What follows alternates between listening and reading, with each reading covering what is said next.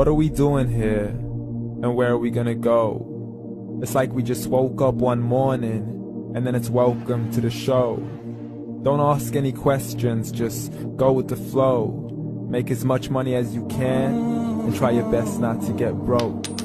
Copy everything you see on the TV, from the hairstyles to the clothes, and don't think too often, just do exactly as you're told. And if you ever get confused, then just turn towards the alcohol.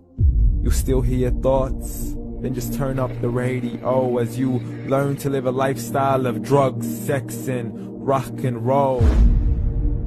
But in all honesty, I just need to know, is there more to the cycle than growing and getting old? Living and dying just to leave behind a happy home and a whole lot of property that somebody else is going to own. I just really need to know before the casket's closed, 'cause I'm not willing to gamble with my soul, nor am I ready to take any chances. These are just simple life questions, and I'm just searching for some answers. Like, what are we doing here? And what is our purpose? How did we get here, and who made us so perfect? And what happens once we go, or is this world all really worth it? Questions we don't answer because apparently we don't really have to. There's no purpose to this life and our existence is merely natural. Then in that case, please let me ask you, did you create yourself, or was it somebody else who had fashioned you? 'Cause you're a being that's impeccable, faultless and unparalleled. You're a product of supreme intelligence, and I'm merely being rational. For there isn't a camera on this earth that can come close to the human eye, nor a computer that can compete alongside the human mind. And if the whole world was to come together, we wouldn't be able to create a single fly. So many signs, yet we still deny. As science tries to justify that all this could come from none, when it's a simple sum. 0 plus 0 plus 0 cannot possibly ever give you 1. So from where did all this order come? For everything has its origins, a maker, a creator of its own. I mean, the only reason you're watching this video is because somebody had to press upload. So we can believe in the Big Bang, but I'd rather believe in He who caused it to explode. Allah, the creator of everything along with every single soul. The ever-living, the master, the only one who is in control. Unlike his creation, beyond our imagination. And no, he's not a man, nor does he have any partners in association. He's on his own. And no, he did not ever leave us alone. Just like every manufacturer, he left us with an instruction manual. The Quran and Islam, and I'm sorry to jump to conclusions, but it's the only one possible.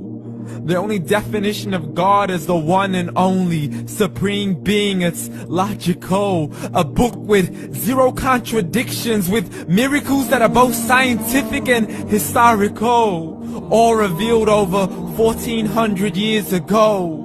Like the detailed description of the human embryo. The descriptions of the human embryo in the Quran cannot be based on scientific knowledge in the 7th century. To the mountains as pegs holding firm the earth below, and the 2 seas that don't mix in a complete separate flow. To the planets in orbit, alternating night and day as they stay in flow. The expansion of the universe and the creation of everything from H2O.